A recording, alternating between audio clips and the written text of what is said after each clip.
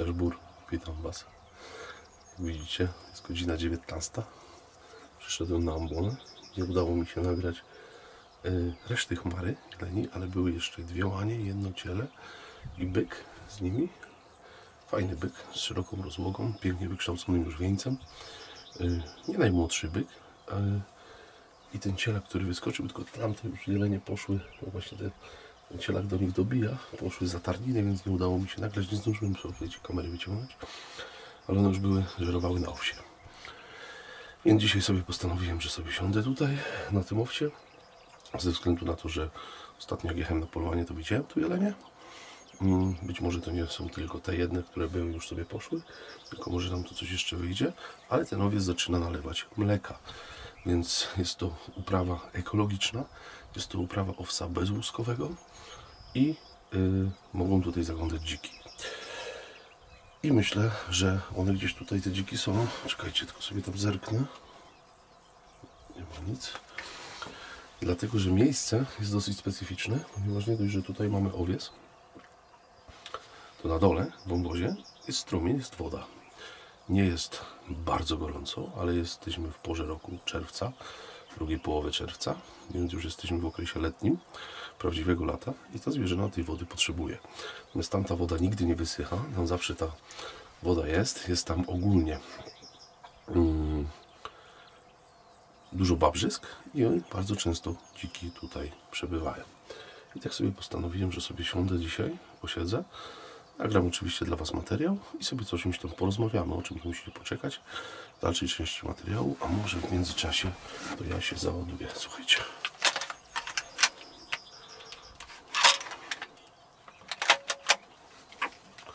Jesteśmy załadowani. Załaduję sobie kulkę. Pod zamkiem mi została jedna, a może być sytuacja taka, że będą nam potrzebne więcej tych naboi. Gdzieś tam wziąłem. Tak mam zawsze z tym zajawkę. Taki się motam z amunicją, często zapomnę załadować, ale o tym to już wiecie. Po prostu skąd zacząłem Wam nagrywać materiały, to pierwsze co dozwajcie, zamiast ładować broń, jak zasiądę, to sobie rozstawiam kamerę, statyw, wszystko sobie ustawiam, słuchajcie, plecak, ławkę, a broń stawiam w kącie, a później oczywiście zaczyna się coś dziać i ja zapomnę załadować broń. 308 RWS Speed Tip Short Drive, czyli do krótkich luf, do krótkich dedykowany, a moja ulubiona R8 to jest ta właśnie z lufą 52 cm, więc ta amunicja jest idealna, stworzona do tego rodzaju luf, ale również do, jeżeli używacie tłumika. O, teraz mamy jeden w komorze, dwa w magazynku, świat dla ludzi wystarczy, nie będziemy tu wielkie wojny robić.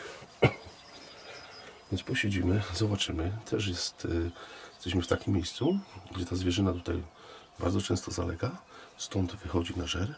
Za mną, za moimi plecami już mamy całkowicie pola uprawne naszego kolegi Zbyszka. Jest uprawa buraka, jest pszenica. Za kamerą są też pszenice. I będę na nie spoglądał i patrzył, czy gdzieś tam dziki sobie na te pszenice nie wychodzą. Wybieramy się jutro rano z Michałem na poranne wyjście, więc wracamy sobie normalnie do takiego polskiego polowania z podchodu. Rano trzeba wcześniej wstać i się wybierzemy. Dobra, ja sobie kuknę jeszcze, czy tu się coś dzieje. Tutaj już dużo odcinków powstało z tej ambony dla Was i mam nadzieję, że dzisiaj też nam coś tutaj wyjdzie. Widzicie, wabik mam ze sobą, słuchajcie, ja go już teraz będę nosił bardzo często, tylko że ubolewam nad tym, że u nas w naszym regionie łąki są dopiero w zasadzie niekoszone, są mulczowane w sierpniu.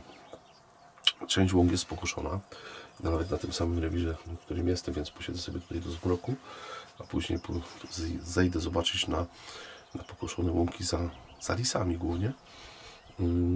Natomiast no, u nas niestety tych łąk jest dużo, nie mogę powiedzieć, że jest mało, bo są, ale są one średnio koszone, ta trawa jest w tej chwili po pas. Jakby były pięknie koszone, to można by było popolować na lisy. Natomiast u nas oni je mulczują, tutaj nie ma jakby tradycji trzymania bydła, ale jeżeli ta tradycja była, to ona wygasła. Wszystkie te łąki są tylko koszone na dopłaty, w zasadzie są mulczowane, moi drodzy, a nie koszone. Inaczej to by wyglądało, jakby ten pierwszy pokos poszedł końcem maja, tak jak to powinno być. W innych częściach Polski jest zebrane siano, trawa odbija, jest drugi pokos. Drugi pokos jest w okolicach lipca i ja, z racji tego, że mój dziadek całe życie prowadził gospodarstwo rolne, miał owce, to od dzieciaka musieliśmy to siano zbierać, więc jeszcze był robiony na Śląsku, tam skąd pochodzę, był robiony trzeci pokos. Trzeci pokos był zawsze w sierpniu, on był najsłabszy, ale były robione 3 pokosy i te łąki były jak na Wembley, słuchajcie, była trawa. Tutaj niestety to wygląda zupełnie inaczej, ta trawa już jest dawno wymietlona, to znaczy, że ona już rzuciła swoje nasiona, już jest wysiana. Na Śląsku się mówiło, że trawa się wymiotła, czyli już wykształciła tą miotłę taką. Dalej stoi, nikt tego nie kosi, no niestety tak to wygląda. Więc posiedzimy sobie tutaj i rano z Michałem się wybierzemy na podchód. Podchód może trwać długo, ale zmienimy zupełnie rewir, nie będę przyjeżdżał na ten rewir, pojedziemy na zupełnie inny. Tam też są pola uprawne, tylko że niestety na zejściu do lasu są łąki nieskoszone i to jest taki trochę problem. Piękny, jakiś drapieżny ptak leci, słuchajcie, chciałbym go zobaczyć, co to jest, ale bodajże kania poleciała, a widziałem tylko przez chwilkę, poleciała sobie nad tym. Tu u nas bardzo często, powiem wam jako ciekawostkę, widuję błotniaki. Więc głównie błotniaki zbożowe. Natomiast ciekawe, bardzo ciekawe drapieżniki. Od czasu do czasu można zauważyć kanie, orła. Jeszcze tutaj nie widziałem, raz chyba nad żwirownią, nad wodą. Natomiast tutaj w łowisku u mnie nie. Ogólnie myszołowy. Ale zawsze jakoś mnie fascynowały te drapieżne ptaki. Być może to była kania, co tu przyleciała, ale nie tam głowy obciąć, musiałbym trochę dłużej poobserwować. Dobra, jak coś wyjdzie, to do Was wracam i sobie poruszymy jeszcze jeden temat. Myślę, że dosyć ciekawy i taki, którym chciałbym się z Wami tym tematem podzielić. Troszkę się rozchmurzyło, słuchajcie, słońce wyszło. Zrobiło się naprawdę pogoda świetna. Nie to, że było zachmurzone i padało. Lekko zachmurzone. A teraz mamy takie wręcz fenomenalne światło do nagrań. I powiem Wam, że tak sobie ostatnio byliśmy w Afryce z Michałem, to się odciąłem w ogóle od wszelkiego rodzaju social medii. Michał ogarniał relacje, całe story na Instagramie głównie. To nie zagląda na nasze social media, to Was serdecznie zapraszam, bo warto śledzić, my tam cały czas to nasze story żyje, ono cały czas się coś dzieje, tam praktycznie nie ma 2 czy 3 godzin przerwy, cały czas coś tam udostępniamy, głównie z naszego łowieckiego życia, ale nie tylko naszego, ponieważ tam podlinkujemy, czy podrzucamy Wam historię innych ciekawych osób, zawsze warto zerknąć, poświęcić 2 sekundy i zobaczyć. I wróciłem sobie na spokojnie, wróciłem już do pracy, już dzisiaj pierwszy dzień w robocie, oczywiście wakacje, dzieciaki wyjechane z naszego kumpla myśliwego poluje, słuchajcie, od samego rana wstają chłopaki, biorą swoje plastikowe flinty, siadają na kłada. Do szkoły tu nie ma komu wstać o godzinie 8 w roku szkolnym, natomiast na polowanie, oczywiście polowanie w cudzysłowie, tak? Od godziny 5 rano biegają po łąkach i siadają na kłada plastikowe sztucery, lornetki mają swoje ciuchy myśliwskie ogólnie i heja w teren. No i to jest takie dzieciństwo, jak ja miałem, więc jest to naprawdę mega przyjemne, że mój syn w ogóle nie jest zajarany telefonem, słuchajcie, jego nie interesuje telefon, nie interesuje go telewizor, to w ogóle telewizor to mogę wyrzucić. Natomiast kład, wędka, lornetka, fuzja i las, pole, rzeka, to jest jego żywioł, nie?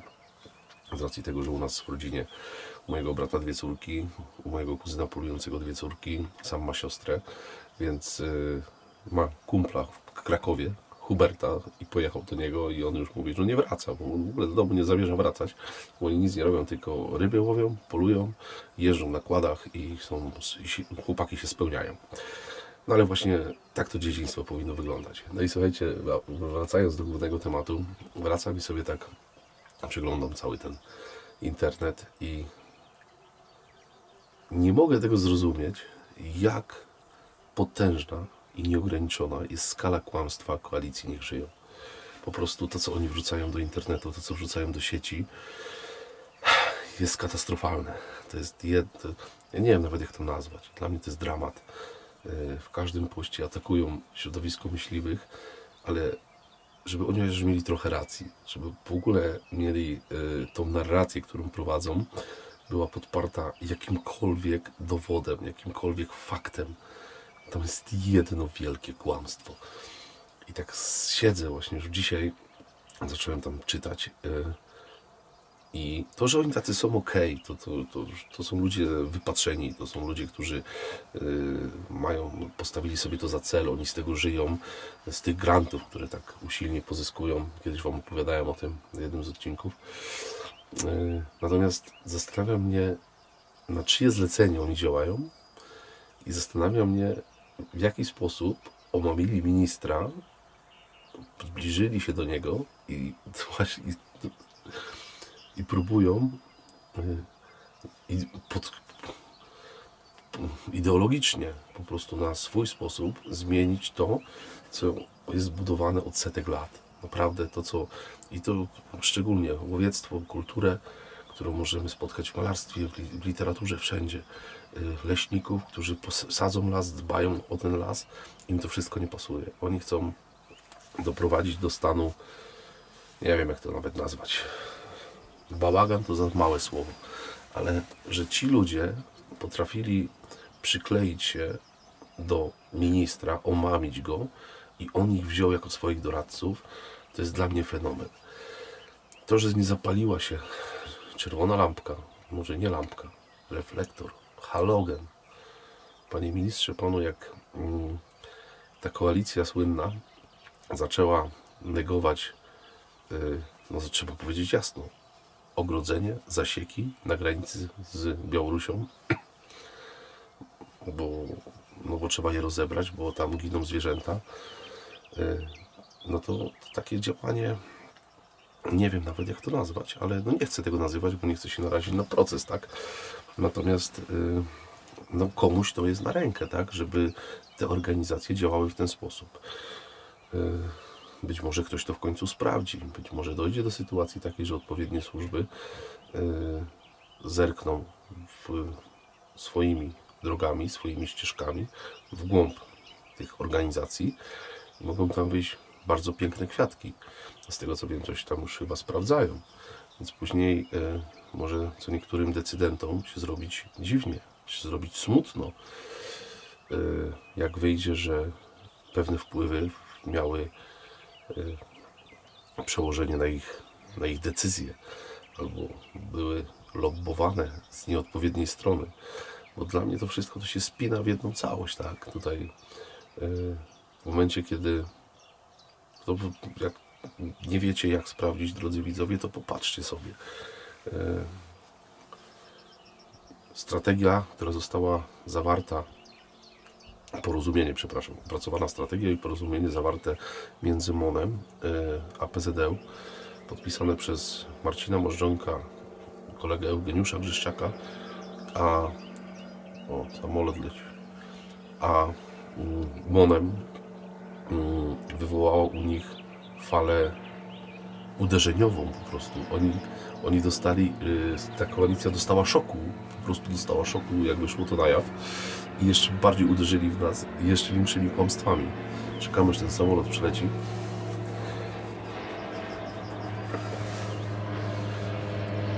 W każdym bądź razie zintensyfikowali znów ataki w internecie do skali niebotycznej.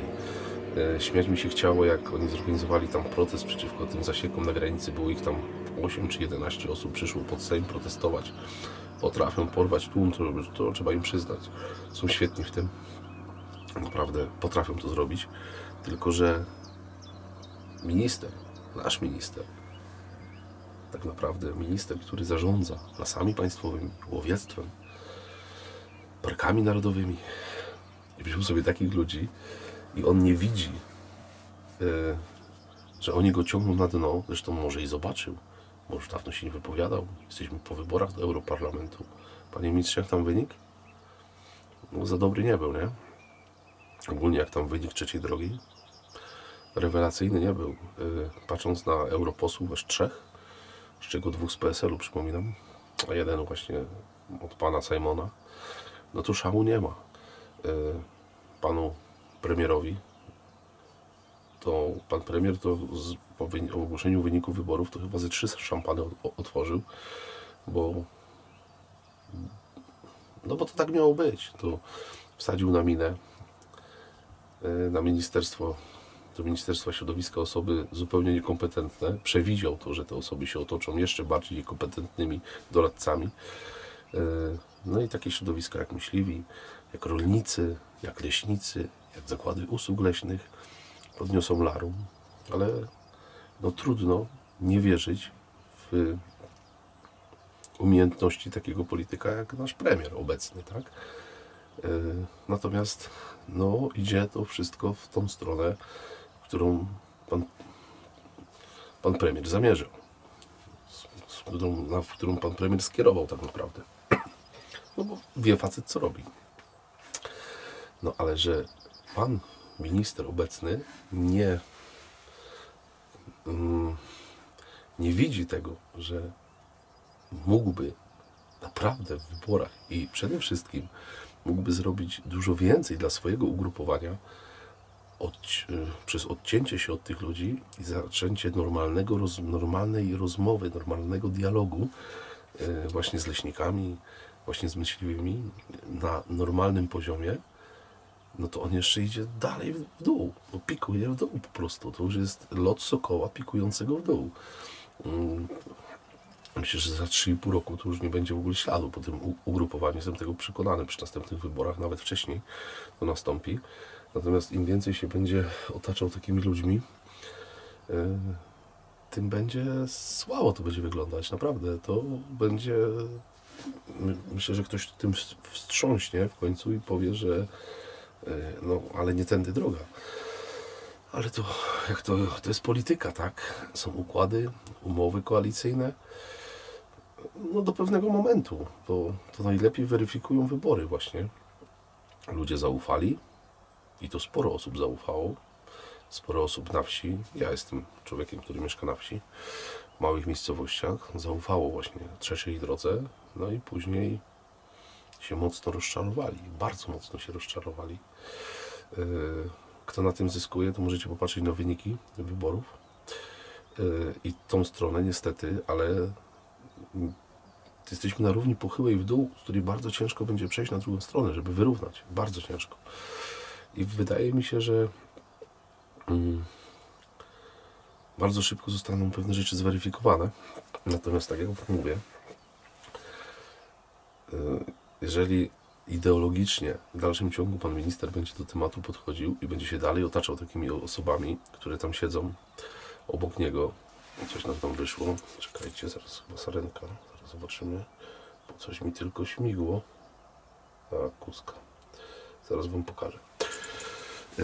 Będzie się otaczał takimi ludźmi w dalszym ciągu, no to będzie to nie dla niego źle, tylko dla całego ugrupowania. Myślę, że pewne osoby z kierownictwa właśnie tej trzeciej drogi w końcu powiedzą stop. Nie może tak być, no bo trzeba będzie coś wybrać, tak? Więc jeszcze raz mówię, jakby pan minister zaczął normalnie rozmawiać i żeby nie kłamał, bo przede wszystkim nie wspomina się o protestach. Gdzie jedzie, ma zawsze grono ludzi, którzy protestują. Natomiast ja mam taką propozycję dla koalicji Niech Żyją i dla pana ministra. Może zorganizujcie protest, taki jak myśmy zorganizowali na te kilkanaście tysięcy ludzi. Zobaczymy, ilu przyjdzie chętnych, którzy będą protestowali przeciwko łowiectwu, przeciwko leśnictwu, przeciwko rolnictwu. Zorganizujcie taki protest, którzy będą agitować, żeby zrobić parki narodowe kolejne. No ilu przyjdzie takich? Jestem bardzo ciekawy. Kłuskę wam pokażę. Żeby tak rozłagodzić trochę temat, nie?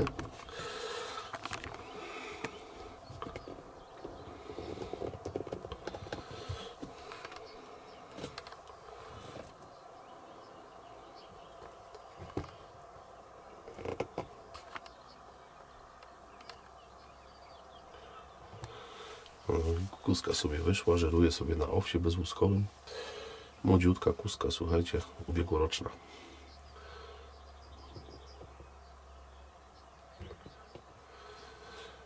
Także taki protest mógłby powstać, mógłby ktoś go zorganizować. Zobaczymy, ilu tych obrońców przyrody sprzed smartfona czy przed komputera wyjdzie i na ulicę i będzie aktywnie bronić. Oczywiście bez gratyfikacji, bo jeżeli będą opłacani, no to myślę, że wtedy dużo osób przyjdzie, bo my to mamy jako Polacy to, że lubimy się sprzedać.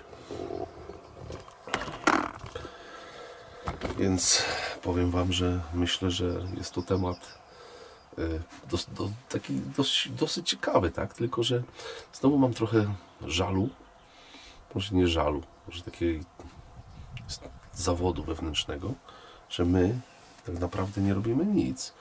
Znaczy my jako władza, nasza władza w PZL nie robi nic, żeby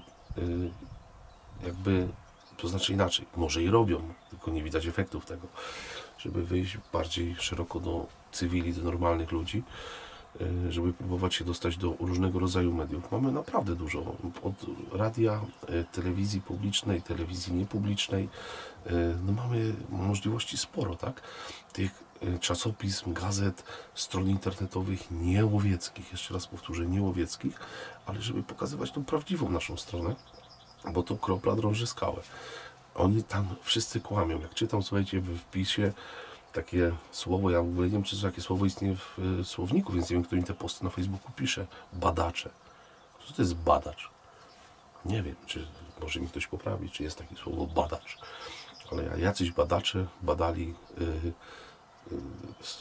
zależność śmiertelności borsuków. Wypisują tam takie głupoty, ale takie głupoty wypisują, że po prostu tego się nie da czytać. To moja córka, która ma 10 lat, kiedyś mówię, Kornelka, przeczytaj to.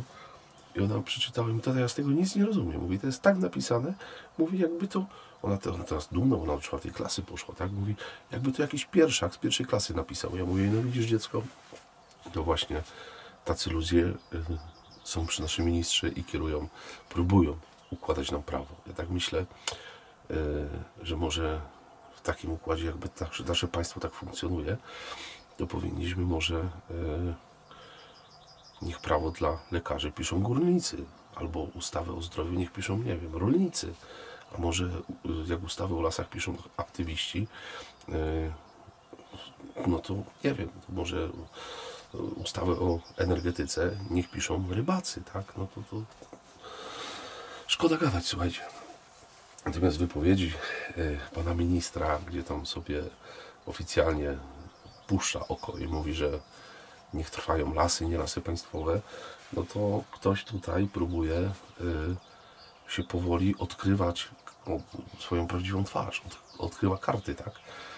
No ale mam nadzieję, że nie będziemy mieli długo żadnych wyborów, będziemy mieli wybory niedługo, słuchajcie, prezydenckie, które no mocno one są takie specyficzne w naszym kraju. Natomiast myślę, że jakby niektóre osoby wystartowały w tych wyborach, szczególnie mam tutaj na myśli jednego z panów z kierownictwa trzeciej drogi, może się bardzo mocno zdziwić, no i wtedy już będzie taki, jak to mówią, przyjdzie kryska na matyska, na jesieni się dowiemy, mamy drugą połowę czerwca, więc za niedługo się dowiemy, czy ten pan będzie startował, czy nie. Ale myślę, że może być tam totalna miazga, bo ludzie po jego wypowiedziach, po jego merytoryce już widzą, że Sejm Flix, tak to się tak nazywa, nie za bardzo się przyjął na dłuższą metę. Na początku była euforia, a teraz już nie. No więc pożyjemy, zobaczymy, jak to będzie wyglądać. To tak pokrótce na temat właśnie tej koalicji chciałem Wam powiedzieć. A teraz sobie posiedzimy i poczekamy na inną zwierzynę niż kuska. Jak widzą i piszą, to normalnie jestem myśliwym. Siedzę na ambonie, jestem w łowisku. Strzelam do wszystkiego, co się rusza. Tą kusarnię powinienem zastrzelić. Według tych asów, którzy tam piszą. Oczywiście wszyscy jesteśmy pijani. To oni to cały czas powtarzają. Ale jakoś ani nie jestem pijany, ani nie strzelam do tej kozy, która sobie tam żeruje. No, po prostu tak obserwuję, co się dzieje. Podziwiam tą przyrodę. Umiem rozpoznać gatunki zwierząt, ptaków, łownych, niełownych, chronionych. A tutaj widzę, że według ich narracji to tak to wygląda. I pan minister, być może, mam taką nadzieję, że pan minister w końcu przejrzy na oczy, zobaczy i powie, że zastopuje w ogóle to, co się dzieje. Przynajmniej odsunie tych świetnych doradców, bo dziwię się, że mając takich znakomitych naukowców, jeszcze raz powtórzę, którzy robili badania, naukowców, którzy mają ogromną wiedzę, nie chce się słuchać, a słucha się gościa, który wchodzi do gawry, do niedźwiedzia i udaje aktywistę, pewnie on tym aktywistą jest, natomiast udaje mądrego, no to jest słabe, po prostu, naprawdę to jest słabe. Albo pana, który publicznie opowiada, bo wybił się w mediach, tak, opowiada, że koło Torunia to wilki żyją w symbiozie z jeleniami i to chyba kiedyś powiedziałem, że z jednej miski jedzą truskawki i tacy ludzie mają doradzać panu ministrowi. No, trzeba przyznać, że bardzo, bardzo mądrze. To są takie ruchy na miarę najlepszych polityków światowych, trzeba przyznać.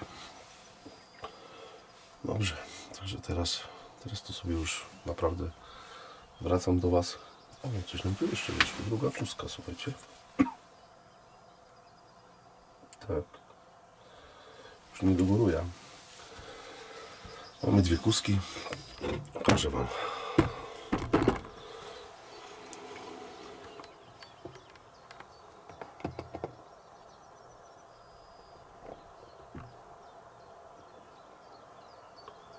Gdzie ona tu jest? Bo nie z tej strony krzaków, sorry. To jest.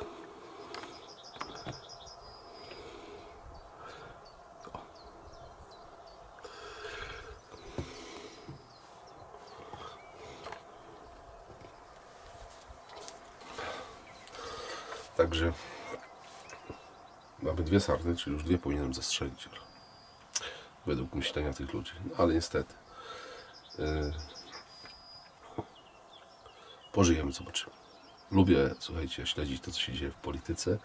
Lubię słuchać fajnych ludzi. Kto tam nie wie, kogo słuchać, polecam. Mam takie kanały na YouTubie, jak na przykład Układ Otwarty, Nowy Ład, Dudego Historii, ogólnie Dudego Polityce. Tego pana profesora uwielbiam. On niewyobrażalnie ma trafne diagnozy. No to jest facet, który na polityce zęby zjadł i każda jego diagnoza się sprawdza niemal w 100%, no wręcz doskonały politolog. I on tam, kto nie słuchał, polecam wam, piszcie sobie Dudek o polityce, to posłuchajcie pana, który ma kolosalną wiedzę na temat szczególnie polityki polskiej. A z wykształcenia jest historykiem, człowiekiem, który pisał podręczniki, tak? Bardzo racjonalnie myślący facet, bardzo racjonalnie wypowiadający się i nie zatrzymujący się w pewnej epoce, tylko podąża cały czas ze zmianami i robi to świetnie, naprawdę. Więc czasami go lubię posłuchać, szczególnie w aucie, jak gdzieś jadę i sobie tam słucham jego wypowiedzi, które są no, niemal idealnie trafione. Dobra, koniec tej pogadanki. Czasami tak mam, że lubię sobie posiedzieć na ambonie się z czymś z wami podzielić, tak? Bo taki był content tego kanału, tak? Inne kanały wyglądają inaczej, u mnie tak to jest, ale również będzie to wyglądało tak, że oczywiście pójdziemy na polowanie, nie raz, nie dwa. Zresztą jesteśmy na polowaniu, pójdziemy też na polowanie z podchodu. Natomiast czasami tak lubię się pewnymi rzeczami z wami podzielić i przedstawić wam moje zdanie, tak? Natomiast całe życie byłem apolityczny, natomiast zawsze, tak jak już bardziej pewnie większość was zdążyła zauważyć, bliżej mi zdecydowanie do tej prawej strony, mocnej prawej strony, niż do centrum, a już od tej lewej to ja jak najdalej. Lewica, tak jak niektórzy politolodzy mówią, że największe zagłębie idiotów to jest w lewicy. To już większego nie ma, tak? A to nie trzeba daleko szukać. Ktoś tam nie wie, to niech sobie wpisze na YouTubie Żukowska pani, no, to jak sobie posłucha wypowiedzi tej kobiety, no to będzie wszystko wiedzieć w tym temacie. Ale powoli cieszy mnie to, że Europa skręciła w prawo. To nie jest jeszcze zwrot, to nie jest To nie jest zakręt w prawo, ale już jesteśmy na łuku. Następne wybory już pokażą. Im więcej ci teraz namieszają jeszcze, to później tam jeszcze ta Europa bardziej w prawo skręci. Jestem tego przekonany. Niemal w 100%, że tak to będzie wyglądać no i chyba dobrze. Dobra, teraz to coś tutaj czekamy na jelenie, czekamy na dziki. Lisa już widzę, że będzie ciężko zauważyć, gdzieś tam ukradkiem pewnie gdzieś będzie przemykał, ale trzeba być czujnym. A polujemy dzisiaj tylko z lornetką, nie mamy żadnego sprzętu mocnego, więc posiedzimy sobie do zmroku, tak, no, z jednym z ostatnich polowań i tyle. Także jak coś wyjdzie, to do Was wracam. Słuchajcie, wyszedł nam rogacz po drugiej stronie wąwozu z kuską, ale stary rogacz. Naprawdę pokażę Wam specjalnie, zobaczymy, jak nam tu zoomowanie wyjdzie, ale nie jest to młody rogacz. Daje takie 7+ na pewno.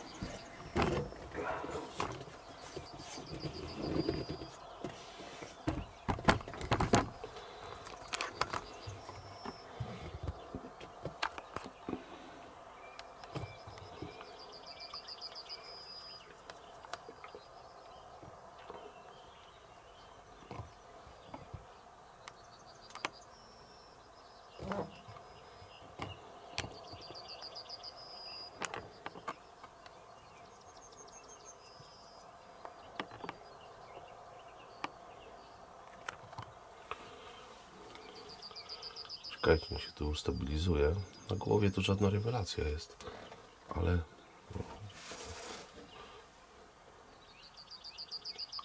widać, że... No, czekajcie, muszę to jakoś ustawić. Bo to duży zoom jest i...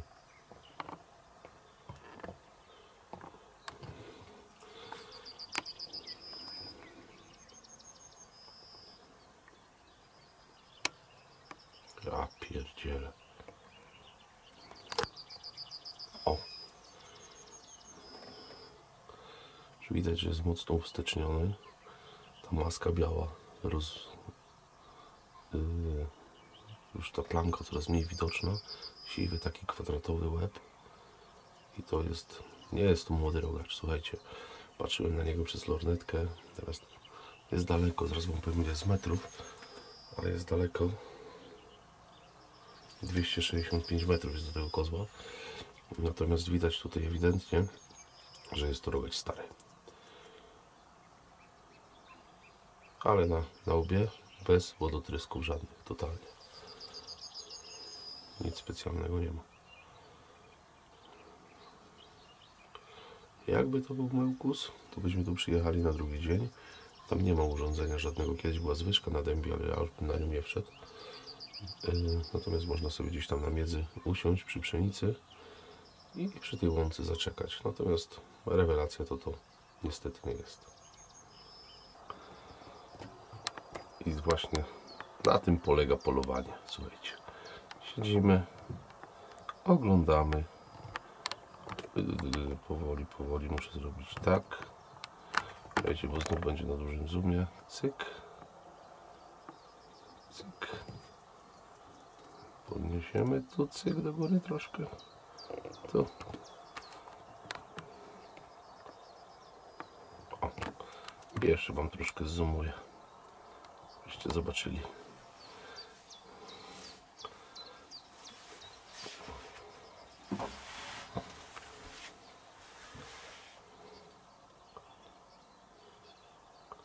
Kuska z 2 koźlaczkami. U nas bardzo dużo sarny prowadzą po 2 koźlęta, niesamowicie dużo. I powiem Wam, że dzięki temu, że intensywnie polujemy na drapieżniki typu lis przede wszystkim, to takimi widokami sarnimi się możemy cieszyć.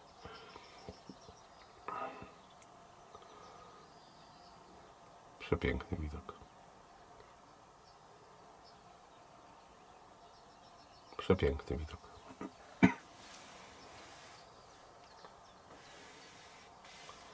Teraz w zasięgu wzroku mam 5, 6, 7 saren. W tym jednego rogacza, którego Wam pokazywałem wcześniej. 2 młode koźlaki, 2 młode kuski, 3 młode kuski. i jedną starszą kozę. To jest właśnie to.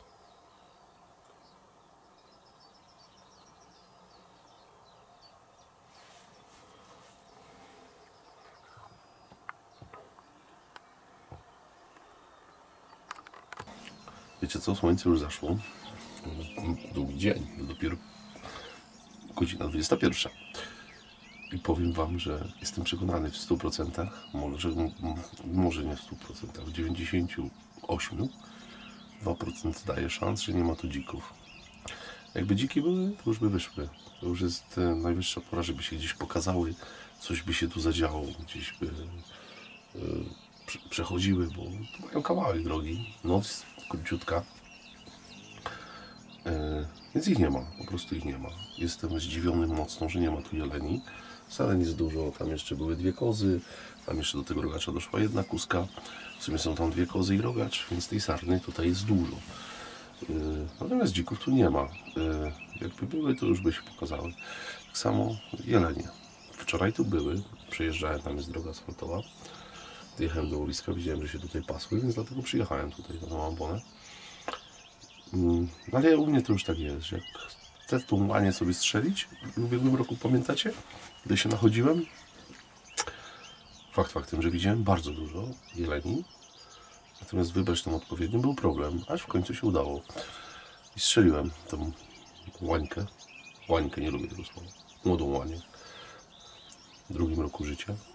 I natomiast dzisiaj jakby tutaj wyszły, jak najbardziej chętnie bym po prawidłowej ocenie i uznaniu, że rzeczywiście ona jest w 2. roku życia, bym strzelił. Ale powiem Wam, że nie ma, po prostu nie wiem, wsiały te jelenie, może to widziałem te, co tutaj zbiegły, co na początku, pokazywałem Wam tylko to ciele, bo to jakby jelenie to były, też by dawno wyszły, 100% by już się pasły. Jest takie miejsce, że ta zwierzyna szybko wychodzi, ale niestety nie ma. Lisa to nawet jak gdzieś przechodził przez ten owiec, to mogłem nie widzieć, no bo to jest trudny okres do polowania, no ale to tak gwoli, już chyba tak powoli podsumowania, chociaż ptaki jeszcze przepięknie śpiewają. Jeszcze może coś tutaj się wydarzy. Poczekam. No i ewidentnie jelenie dzisiaj stwierdziły, że nie będą jadły owsa, tylko wyszły sobie na pszenicę. Proszę bardzo. Cóż my tu mamy? Młodego byka, który poszedł sobie na drugą stronę wąwozu. Podejrzewam, że jest ich tam więcej, ale korony drzew nam zasłaniają, więc niestety nie widzimy. Może jeszcze zdążą się gdzieś wysypać na tą pszenicę, to będzie można pooglądać. Ale ewidentnie jelenie wybrały dzisiaj pszeniczkę.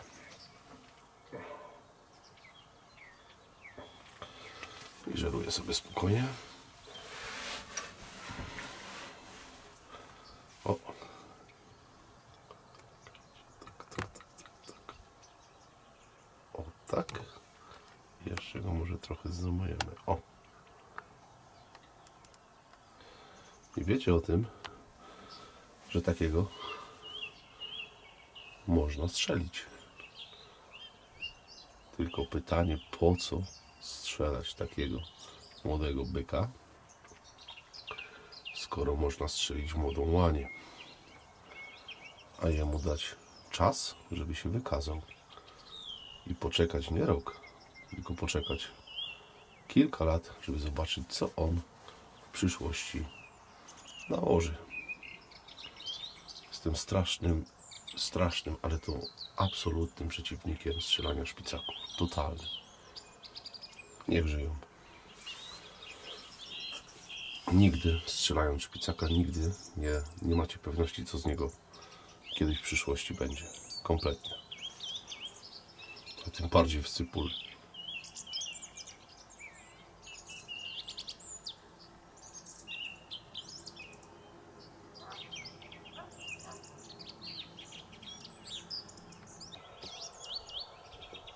Zdaje się, że mówiłem Wam, że tych jeleni będzie więcej. Proszę bardzo.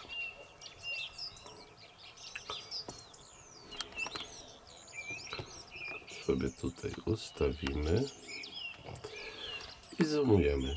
Daleko jest. I postaram się Wam powiedzieć, bo widzę, że tam jest to, na co czekaliśmy tu. Czekajcie, jeszcze zoomujemy kawałek, żeby nie utracić jakości.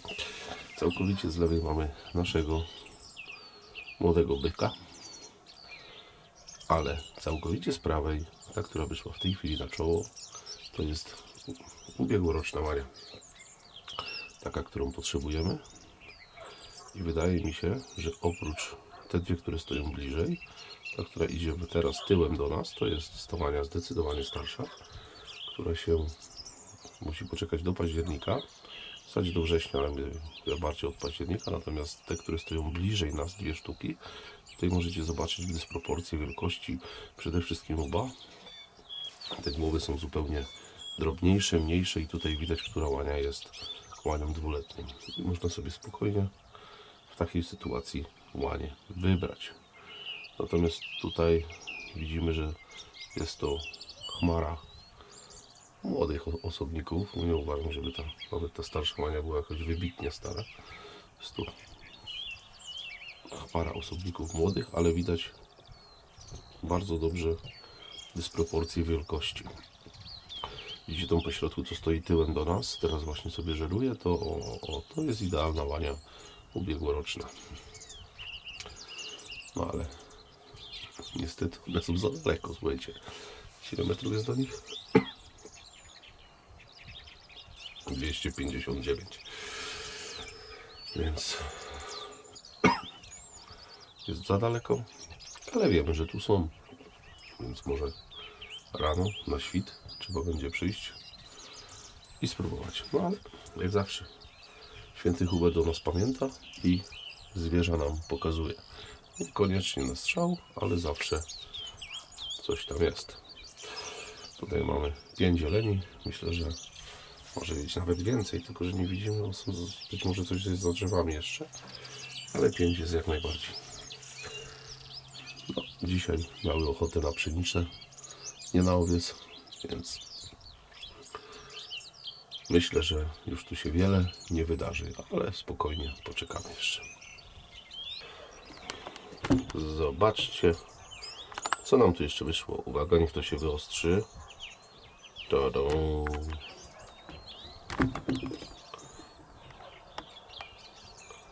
O, proszę bardzo.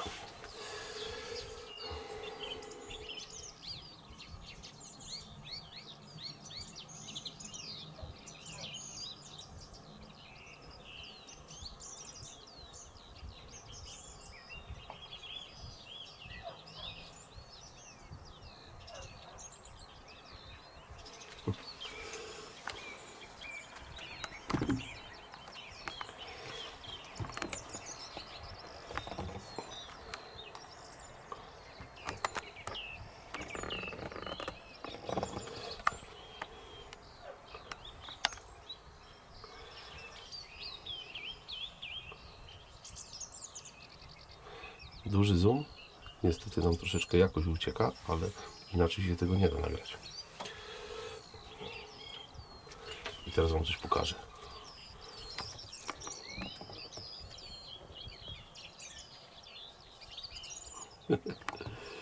Zobaczcie. O. Co one zrobią?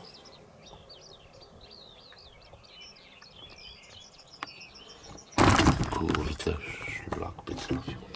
Jakie ujęcie. Oho.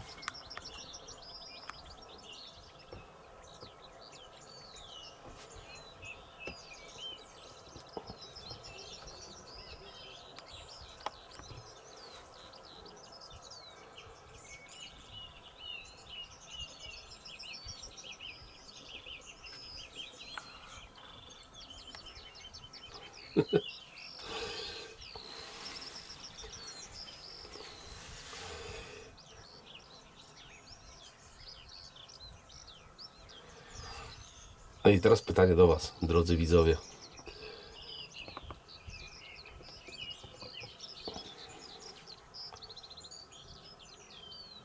odyniec, znaczy może odyniec to duże słowo, dzik męski czy żeński? Ja już wiem, ale pytanie do Was.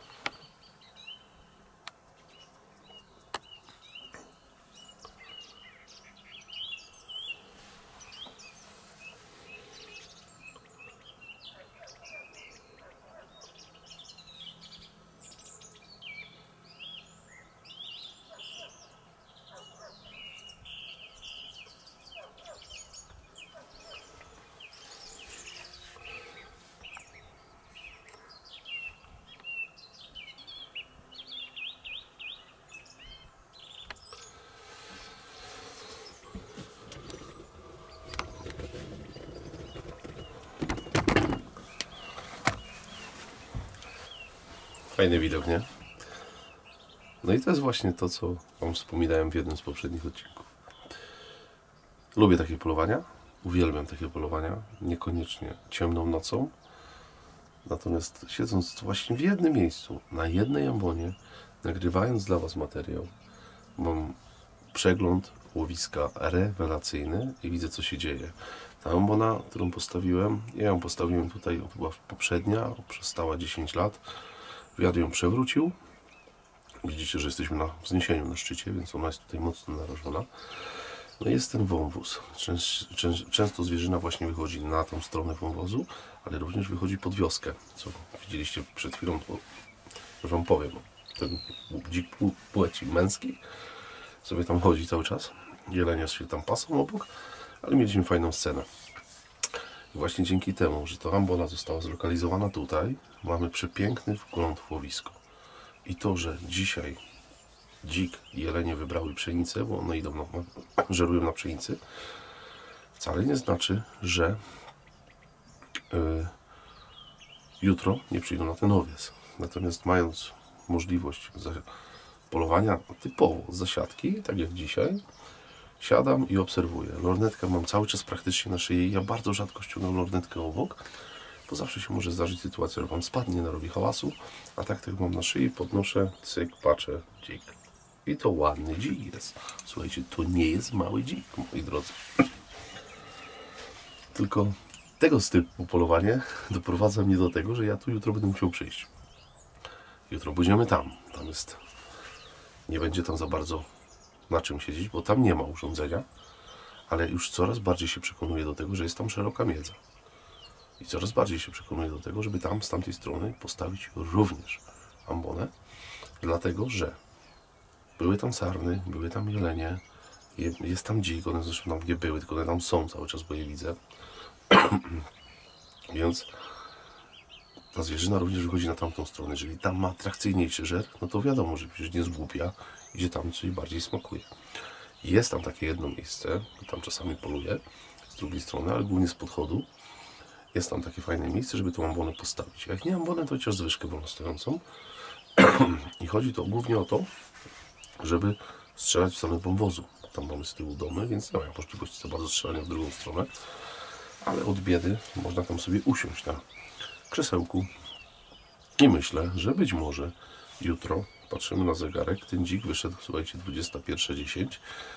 Jutro powinien też tam wyjść. On nie będzie krążył nie wiadomo gdzie, Ponieważ tutaj ma wodę, tu ma schronienie, a tam ma kuchnię i stołówkę. Więc on sobie tam będzie wychodził. Myślę, że on tam jutro wyjdzie. Weźmiemy kamerę i spróbujemy tego dziczka jutro upolować. I tak ważna, jeszcze raz Wam podkreślę, jest lokalizacja ambonu. Ja naprawdę lubię. Oho, tu nam tu wyszła cała chmara. Ja Wam tu gadam. A my tu mamy całą chmarę. No to byki. Jest nawet łania, słuchajcie. Czekajcie. Widzicie? Jednak coś na ten owiec wyszło. Ja tylko muszę się przestawić. Już nie chcę. Może to tak zrobimy. W drzwiach Wam to nagram. No, Wam nagram.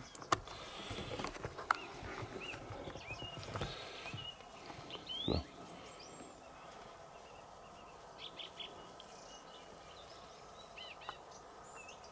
Wam nagrałem.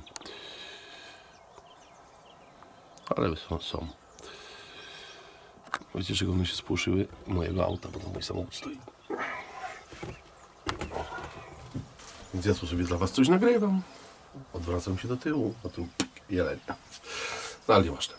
Więc wracając do tej lokalizacji tej ambony, jest to moim zdaniem naprawdę ważne, ponieważ nie stawiajcie ambon na pałę. Tak jak postawcie ją tak, żeby dawała Wam jak najlepsze możliwości polowania, ale również obserwacji. I tych ambon akurat tutaj, u mnie w łowisku, na tym obwodzie, no mogę śmiało powiedzieć, że chyba postawiłem najwięcej. I lokalizację uzgadniałem tak naprawdę, nie chodzi o samo postawienie, ale lokalizację uzgadniałem głównie chyba ze świętym Hubertem, bo ja prowadzę taką obserwację długą. Z reguły jak ta zwierzyna chodzi, w którą stronę ma weksle, jak się przemieszcza, ten dzik se cały czas tam żeruje, słuchajcie. Nie pozostanie nic innego, jak jutro się tam po niego wybrać. No i już wiem, że na przykład po minionym sezonie i po tym, że mam dwie lokalizacje, gdzie ambony będą bardzo potrzebne. No ale to przyjdzie i na nie czas.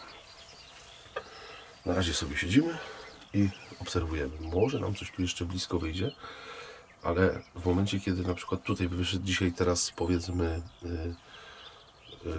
inne dziki by nam wyszły z wąwozu, to powiem Wam, że jakbyśmy strzeli do tych dzików, to wiadomo, że tamten się spłoszy i nie wiem, czy on jutro już tam wyjdzie w tym samym miejscu. Myślę, że nie. Myślę, że jakbym miał przyjść tutaj jutro, a teraz w tym czasie bym strzelał do czegoś, to przyszedłbym tu. Nie przyszedł na tamtą stronę, bo raczej nie. Raczej bym przyszedł tutaj. Uważam, że on już na tamtą stronę by nie wyszedł, raczej by wyszedł na tą stronę, albo bym poszedł tam, gdzie te jelenie wyszły, tam nakaz jest na tębie i usiadłbym zupełnie z drugiej strony. Ale ten nasz pojedynek sobie tam spokojnie żeruje. Niech on sobie żeruje, noc już zapada, dzień gaśnie, mamy ten bardzo długi dzień, letni, przepiękny, z akompaniamencie śpiewających ptaków powoli się kończy. Przyjdzie noc, on sobie żeruje i teoretycznie rano mógłbym go tu szukać. I mógł tu przyjść na zejście na rano. Ale uważam, że pójdę zupełnie gdzie indziej, bo po tego dzika mogę równie dobrze przyjść tutaj jutro i on też wyjdzie, powinien po tej 21 się pokazać.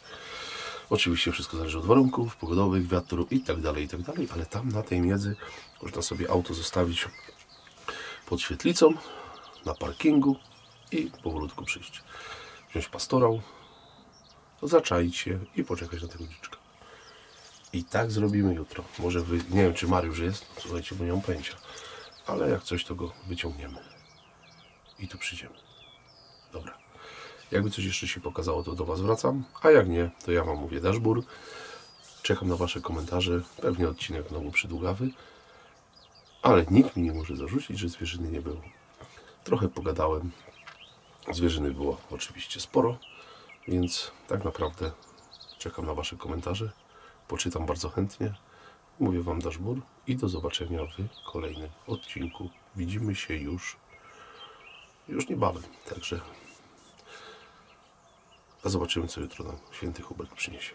Oczywiście nagram Wam z tego odcinek. Tak? Kamerę wezmę. Także do zobaczenia.